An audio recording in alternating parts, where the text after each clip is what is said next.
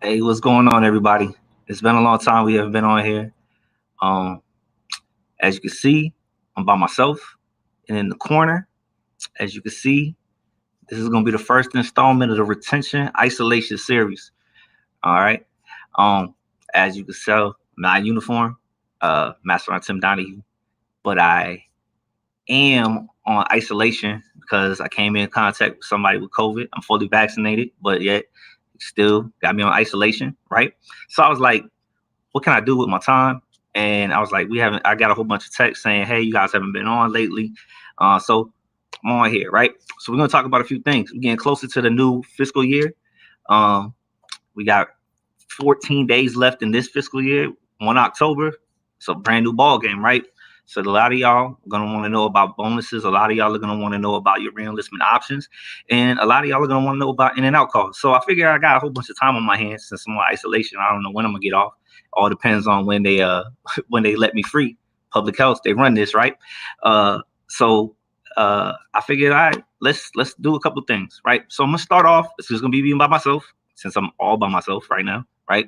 Um, let's talk about reenlistment options, right? Because a lot of people, you come in here, go see a career counselor, and you think that you're entitled to all these options. We have great options, but first and foremost, you need to understand there's only 5 reenlistment options, like the 5 fingers of death, right? So you have your reenlistment option. Option number 1, that's the best reenlistment option that we have in the entire Army. That's a regular Army reenlistment option. That means that the Army is going to put you where you're most needed. Yeah, a lot of people say these are the Army. I don't think so. It's going to put you where you're most needed at, right? So that's going to be a minimum reenlistment of 2 years, a maximum reenlistment of 6. But that gives you the most flexibility. You're not tied down to anything. So if you change your mind and you want to go to branch and say, hey, what's up? Can I PCS if you have enough time on station? Because of that, you don't have anything else to worry about. So yeah, regular Army option 1, regular Army reenlistment option. I think it's the best option in the Army. As career counselors, we only get one option, and that's regular Army reenlistment option. All right, so that's the key, right? If you're a career soldier, right, and right now they have this NCO CSP, the NCO Career Status Program. You're a staff sergeant and above, and you have more than 12 years of total active federal service on the day that you reenlist. You have to reenlist under the NCO CSP. That means that you're reenlisting for the regular Army reenlistment option, but instead of being between 2 and 6 years, you're reenlisting for an indefinite period based off your RCP. And every time that you get promoted, because you will get promoted, because a lot of y'all are great NCOs out there, you get promoted, your RCP adjusts, and your ETS date will adjust as well, right? So that's our regular Army reenlistment option number 1, best option in the Army. Now, the next reenlistment option, that's your current station stabilization reenlistment option, right? That's a minimum reenlistment of 2 years, a maximum reenlistment of 6. If you reenlist for 2, you only get a certain amount of time locked in on station. If you reenlist for 36 months at a minimum, you're going to get 18 months, 1 to 18 months of stabilization at your current duty station. Now, this is key, right? Stateside, you can reenlist for this at any time.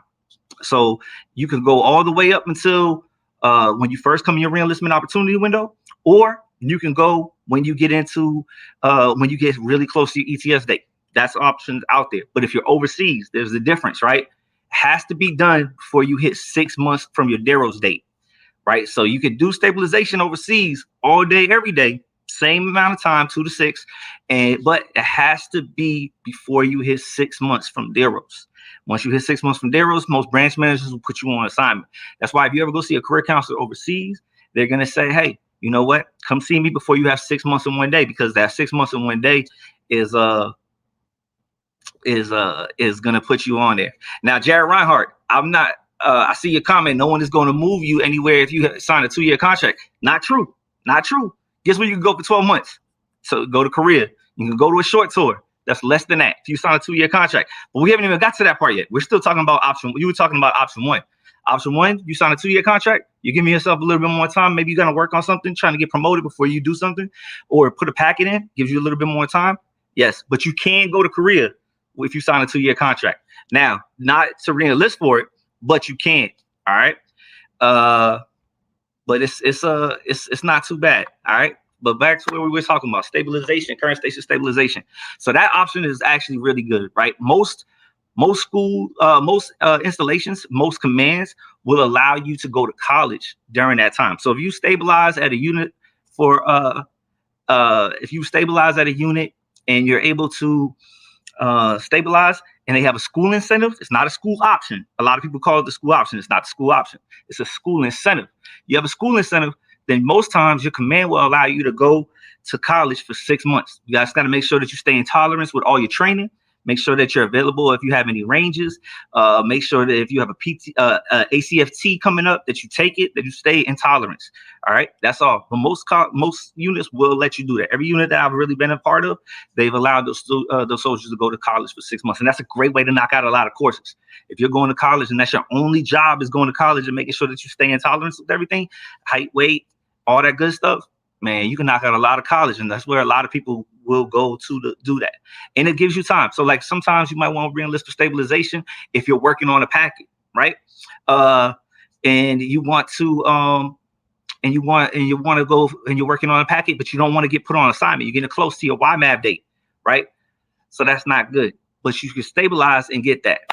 All right. So we have a lot of things going on. So now let's get to the third re-enlistment option. That's the Army training re-enlistment option. Minimum re-enlistment of 3 years, maximum re-enlistment of 6. With this, you can reclass if there's a school date and retain. We can get your career counselor can get you locked in for that. Also, if you want an ASI or SQI that's identified with your MOS, that's something that you could do with option 3, the Army training re-enlistment option. Now, this is a really good thing to do. A lot of times, a lot of people will love their job, right? When I was stationed at Fort Drum in 132 Infantry, they were I had a lot of 91 Bravos. They didn't want to reclass. They were overstrength though. So I said, hey, look, and send your best interest to reclass, but to a different MOS. But if you don't want to, there's this record identifier, Hotel 8. You can we identify you for a Hotel 8, and you could go get that ASI, SQI, and you can stay in 91 Bravo. And a lot of them did that. So that was the option that they had. So yeah, hey, Elliot William Johnson, yeah. And 91 Bravos, that Hotel 8 came in clutch, right? So you can do an ASI or SQI. So that's also airborne. Somebody wants to go airborne, you do your airborne packet, you go see your career counselor, they'll send it up, they'll get you locked in for training. Then if you do that though, you will have an airborne assignment. You have an obligation. You have that 36 month obligation for airborne. Jared Reinhardt, 91 Bravo, that's a wheel mechanic. That's a wheel mechanic. All right. So my guy Rad, hey, what's up, man? He just retired. He's here to see me. I don't know why anybody would want to see me. I'm just giving out information. But the Army training re-enlistment option, and also depending on what the tier of a new MOS is that you're going to go to, if you do reclass, you will be able to get a bonus depending on if there's a tier for that, whatever the tier for that bonus is. All right. So there's an option for that. Then that could count for a lot of things. When soldiers are in their re-enlistment window and they want to become a career counselor, they will re-enlist for option 3 as well, for the Army training re-enlistment option to reclassify to a 79 Sierra career counselor. I will tell you, Chris Nur, career counselor out at Fort Knox, he says Hotel 8 comes with a decent SRB also. I haven't really been paying attention to that, but that's a good thing. And Andre, yes, group assignments. Those are done through a slating board, but you can also get re-enlisted for one of those as well. So let's talk about option 4, which is your overseas assignment re-enlistment option. This is where you can re-enlist for a minimum of 3 years to 6 years, depending on what kind of tour you're going on, right? So if you're going on a short tour to a place like Korea, Honduras, Kuwait, Qatar, places like that is considered what the Army considers a short tour, that's a minimum re-enlistment of 3 years and a maximum re-enlistment of 6. Now, if you want to go to a place that's considered a long tour, that's your Germanys, your Japans, your Hawaiis, your Alaskas, those are considered a long tour. Therefore, it's going to be a minimum re-enlistment of 4 years, maximum of 6. The reason why, right, is, for an example, for Korea right now, that the time that you have that you owe the Army when you go there unaccompanied is going to be 12 months, right? But when you go to a place like Germany, you're going to owe the Army 3 years from the day you arrive there, right? So you're going to go and you have to re-enlist for minimum 4. That way we can make sure that you have enough time by the time you re-enlist to when you PCS, because you're not going to re-enlist on Monday and PCS next week. It's not going to happen. right? They got to give them a little bit of time. So you got to just make sure that you're doing this. So I would tell you Italy right there, Andre. Yep, you want it. Italy is also a long tour. And I would tell you, Science, if you ever get a chance, soldiers, anybody, if you get a chance to go overseas, do it. I would tell you, you see the world. It's a great thing. I've been blessed. I've never been stationed overseas other than Korea. Like that's just like for me, that was like prison. I just did my 12 months and got out, kept my head down, didn't get in trouble, right? But then I was an instructor and I was able to go all over the place. And I will tell you, I got to go to Hawaii, I got to go to Germany, I got to go to Italy. I loved it. They sent me to Kuwait. I was good on that. It's really hot. I've been deployed to Iraq. It gave me flashbacks, right? But option 4, you can re-enlist for these places. And there's a lot of incentives out there. You can see the world. And in Europe, you can see all of Europe really, really well. And the MWR systems over there are amazing. So keep that in mind when you're thinking about it. Option 4, that's the overseas assignment re-enlistment option, right? And I see Elliot, yeah, you love Korea. Korea was cool. I loved it. I just thought of it like, hey, I can't get in trouble. I was always told as a young soldier, the easiest way to make specialists, go to Korea as a sergeant, right? So I was like, hey, I got to be careful, make sure I'm doing it. But soldiers, it's beautiful out there, the land of the morning calm. I did a lot of traveling while I was out there too. So I got to see Japan. I went to China, mainland China, which was really cool. It's nice. Science, if you get the chance, expand your boundaries. Don't be one of those people that just stays at one installation their whole life. I know people that have gone from E1 to E9 and they've only been at Fort Hood, and that's it. So go out there, take advantage of option 4, the overseas assignment re-enlistment option. Then we have option 5, which is the CONUS Station of Choice re-enlistment option. This is going to be a minimum re-enlistment of 3 years, maximum re-enlistment of 6, and you're guaranteed 24 months upon arrival. So that's any of your CONUS installation sites. That's your